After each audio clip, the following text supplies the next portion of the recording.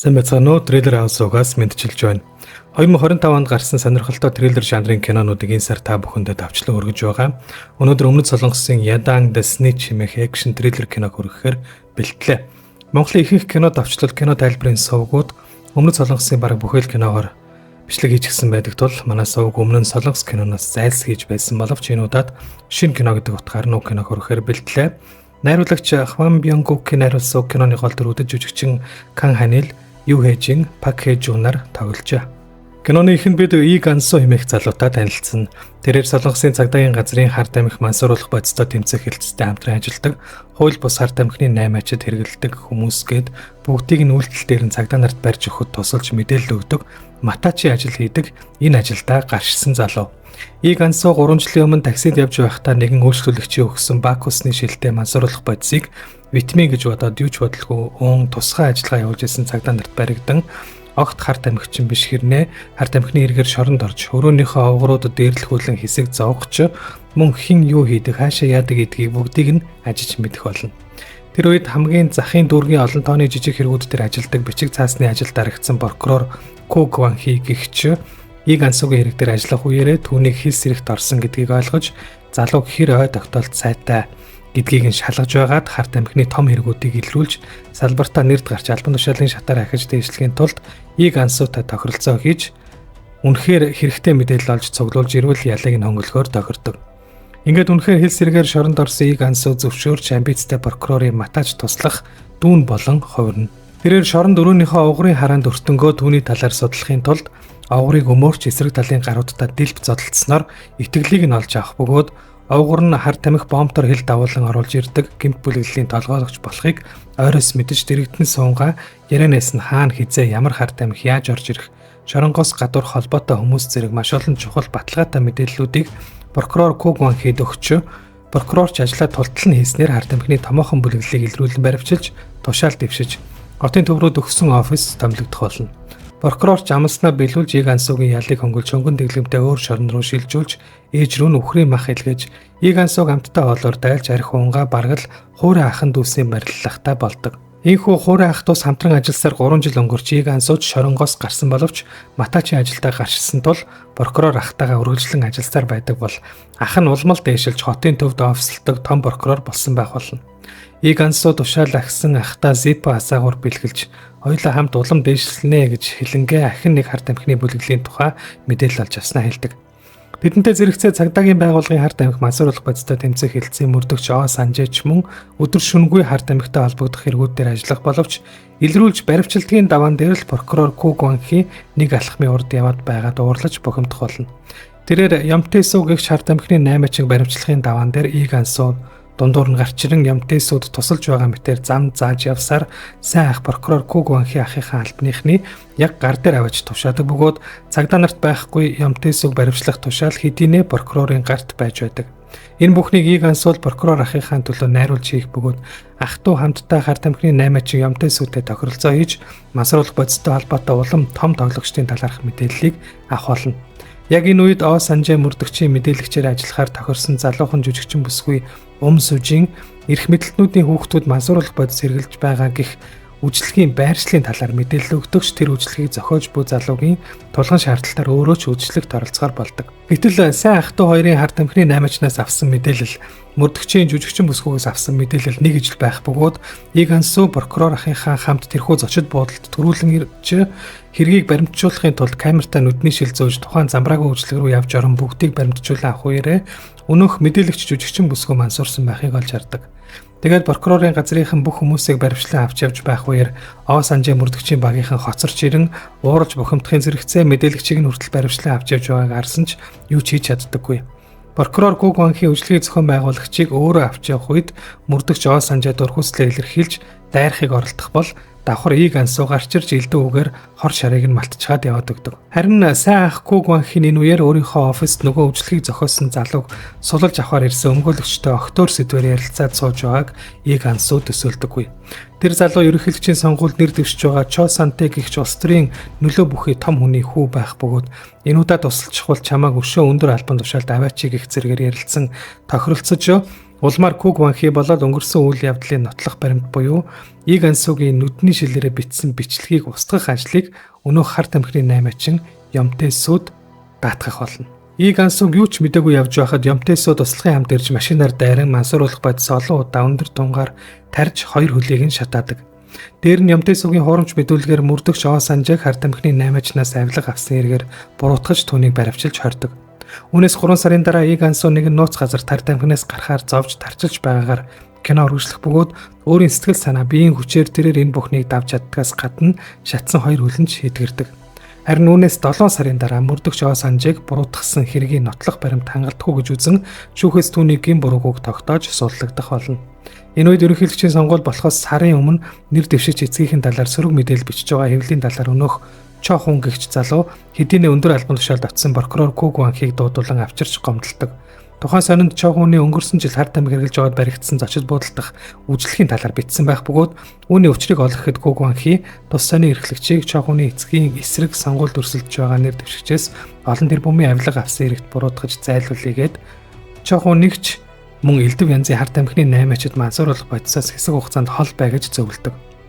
Жилийн өмнө Оо Санжаа мөрдөгчийн мэдээлэгчээр ажиллаж байгаад баригдсан жүжигчин Өмсүүжин худалдан авагчдтай огт уулзалгүйгээр 8-аа явуулдаг харт амхны жижиг 8-чин болсон байх бөгөөд нэг удаа их мөнгө амлаж заавал гэртээ ирүүж үйлчлэгээ авах тонтогчийн өсөлтөөр гэрт нь явж очтол тэр нь эрүүл сарвал болсон Иг Ансуугийн түнд тавьсан занг байх болно. Азар Иг Ансуу муу санаа агуулаагүй эсэргээрээ Өмсүүжинд хамтран ажиллах санаал тавьдаг. Хэлс хэрэгт бүтгэгдсэн мөрдөгч Оо Санжааг жил орчим хоригдох үед түүний доор ажиллаж байсан мөрдөгч хилцэн ахлагч болсон байх бөгөөд Оо Санжааг угтаж аван ууж идэж суух үеэрээ түүнээс прокуроруудын эсрэг ямар нэг зүйл хийхгүй байхыг хүсдэг.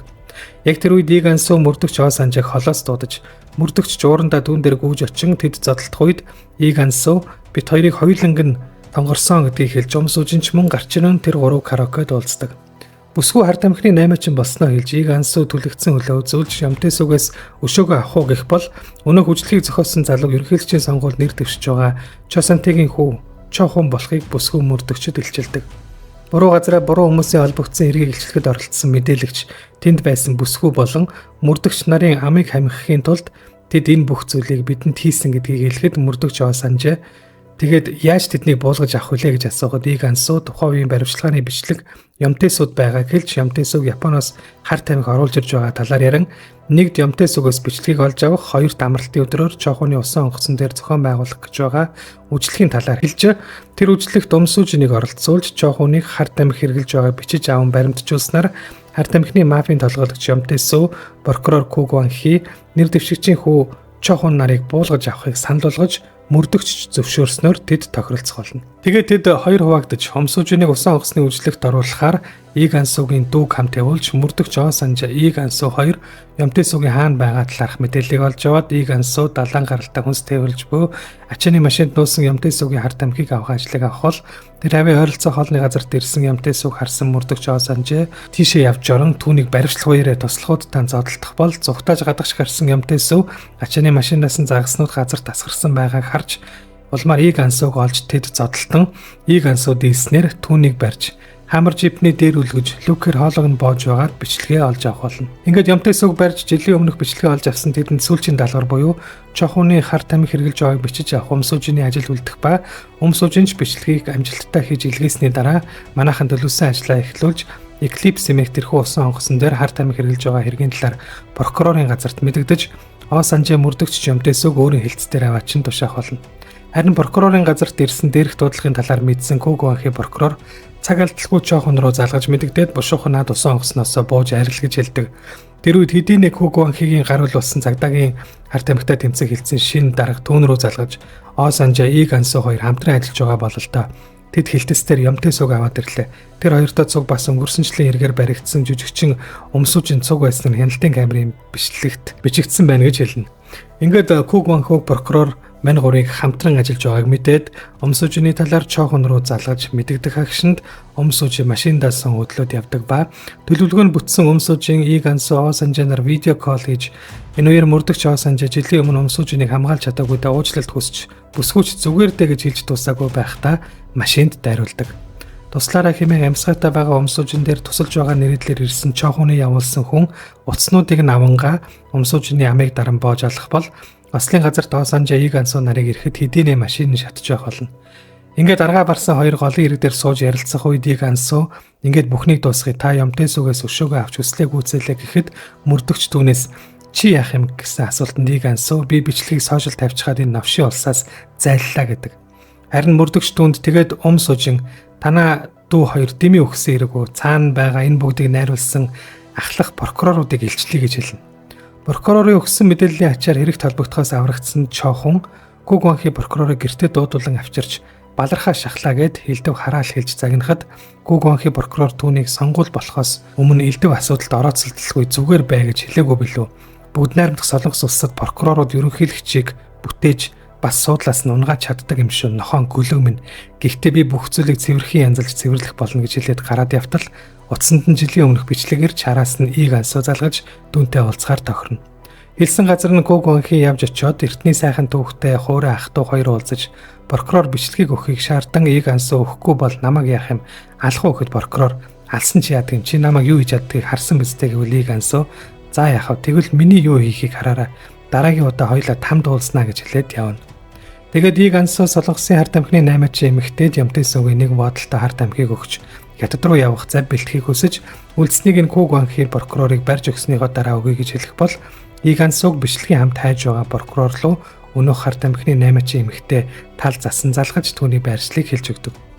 Энэ үед мөрдөгч Доо Санжаа бичлэгтэй флаш дискийг Ийг Ансуугаас аваад сонгуульд нэр дэвшиж байгаа өөр нэг эмэгтэй улс төрчид дамжуулж өгөх гэж байгаад прокуроруудын туслахад баригдаж флаш дискийг Ку Гуанхи авч Ийг Ансууг хаана байгааг асуухад бид хоёр зам нийлэхэргүй болсон учраас салсан гэж Доо Санжаа мөрдөгч хэлнэ. Сонгуулийн өмнөх 3 дахь мэтгэлцээний өмнөхөн Чосантэй нэр дэвшигчийн хүү Чохуны харт амхны хэрэг хэвлэлээр сөхөгдөж эхлэх тул Ку Гуанхи прокурор талаас олж нөгөө нэр дэвшигчийн талд орж гарынхаа сэтгүүлчээр дамжуулан бичлэгийг тараах даалгаврыг өөрөө өгч улмаар Чохуныг хэрэгээ хүлээн бууж өг эсвэл бид очиж чамайг баривчлана гэж уцтаж хэлдэг. Дараа нь тэрээр мөрдөгч Доо Санжаатай байцаалтын өрөөнд уулзаж их бичлэгийг авчиваа Ийг Ансууг хаана байгааг хэлвэл мөрдөгчийг буруугүй гэж шүүхээс тогтоолхон цагаатгах санал тавьж хүлээж авахгүй тохиолдолд бяцхан охин эхнэр хоёрыг нь харуулan сүрдүүлэх болно. Дараа нь Чохон эцгийнхээ эрх ашиг нэр хүндийн төлөө өөрийн өсөлтөөр шалгуулахаар прокурорт ирэх бол мөрдөгч Доо Санжаа Ку Гуанхитэй тохиролцъегээд Ийг Ансуугийн байршлын координатыг бичиж өгдөг. Ку Гуанхи байршлыг шууд Ямтайсууд өгч Ийг Ансууг алах даалгавар өгч явуулна. Шээсний шинжилгээ өгөх ёстой Чохуныг байж ядах үед прокурорын туслах түнд боодолтой цэвэр шээс өгч шинжилгээнд явуулах ба Чохон өмгөөлөгчийн хамт Ку Гуанхигийн өрөөнд түүний зохиосон энэ арга тактик болон сонгуулиас өмнө өрсөлдөгчөө буулгаж авах тухай ярилцсан. Мөн бичлэгийг тараах даалгаврыг биелүүлсэн сэтгүүлчийг бичлэгийг зөвшөөрлөхгүй олон нийтэд цацаж нийлсэн эргээр 7 жил хорих ял авна эсвэл 50 сая воны торгуул төлөх болно гэж хэлдэг. Удалгүй тэдний өрөөнд ахлах прокурор бусад прокуроруудын хамт орж ирж Чохунд чи ямар хүн алчихсан биш дээ. Жижигхэн эрэгт буруутгаж байгаа. Би эцэгтэй чи ярьчихсан санаа зовох хэрэггүй гэж хэлээрээгээд сархад хүртэж эхэлнэ. Энэ үед Ямтайсаа өнөөх байршлаар явж очиход Ийг Ансуугийн хаамар жип байж байх болоо Ку Гуанхигийн өрөөнд ууж идэж байгаа улсууд зураг тасааж Чохуны эцгийн оролцож байгаа мэтгэлцээнийг үзэхэд эцэг нь хэрэг миний хүүгийн шээсний шинжилгээнээс харт амих хэрэгэлсэн нь тогтоогдох юм бол миний бие сонгуулиас шууд нэрээ татах болно гэдэг. Харин хөтлөгч түүний яриаг тасдаж яг одоо сошиалд болон YouTube-д нэг бичлэг тарж эхлэхэд байна. Энэ бичлэгийг бүгдээрээ үзээд таны юу гэхийг сонсъё гэдэг. Нөгөө талд хаамар машин дотроос болон эргэн тойрноос нь өнөөх харт амхны 8-аач эмэгтэй бүлгийн хүмүүс гарч ирж Ямтайсыг туслахын хамт хөнөөх бол зурагтаар Чохон Ку Гуанхи хоёрын шээсний шинжилгээг хурамчаар үлдэж цаашлаад өрсөлдөгч нэр дэвшигчийн эсрэг хийх тактикийн талаар ярилцж байгааг байшингийн гадна талаас бичсэн бичлэгийг дамжуулж үргэлжлээд бүх прокурорууд Ку Гуанхигийн өрөөнд сууж байгаа лайв шоу дамжуулалтыг гаргах бөгөөд энэхүү бичлэгийг эсрэг талын байшингийн дээврээс холын дурантай камераар Ийг Ансуу хийгээд зогсож байдаг. Прокурорууд сандралтан өрөөнөөс гүйж гарч Ку Гуанхиг хөшгөө хаах гэж зовж байгаа өрөвдөлтөө дүр зураг сошиал платформудад шууд дамжуулагдаж жинхэнэ дуйлайн шуугаан тарьсан үйл явдал болох болно. Хөшиг хаагдсан ч шууд дамжуулалт үргэлжилж өрөөнөөс дуу чимээ гарч байгааг зурагтаар дамжуулах үед Ку Гуанхи микрофон хайж байгаад халаасандаа байсан алтан асаагуурыг олдог.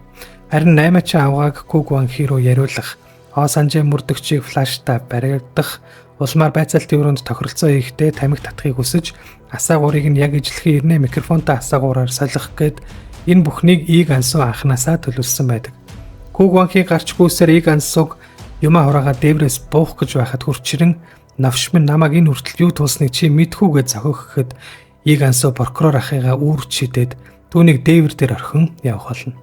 Нэр дэвшигч Чосонтэй сонгуулиас нэрээ татж байгаагаа мэдэгдэх үед хүмүүс түүн рүү өндөг шидэж гурил цацах бол хүү Чохун нь хар тамхи хэрглэж солиорч байгаад Ос Анжаа мөрдөгчд баригдахаас өмнө өөрийгөө Супермен гэд зочид буудлын өрөөний тагтнаас өвсөрч унж өгөх болно. Кугванхи прокурор мөн албан өрөөндөө хар тамхи татаж биеэр нь жом гүгэд байгаа мэт хий зүйл мэдэрч байхдаа баригдан явдаг. Киноны төгсгөлд Ядан буюу Матач Иг Ансуу өнөөх хар тамхины 8 эрхэлдэг эмэгтэй бүлэглэлийг Японы бүлэглэлтэй холбон 3 тэрбум воны хамтран ажиллах тохиролцоог хийж байгаа камертаа шилээрээ бичээд улмаар Ос Анжаа мөрдөгчийн багийнхан орж ирж бүгдийг нь баримтлах үед Иг Ансуу мөнгийг авч зүхтаахтаа Ос Анжаа мөрдөгчд баригдан 50% нь хувааж авъя гэж дэмий юм ярьж байгаад гавлуулан баригдсанаар кино өндөрлөнө.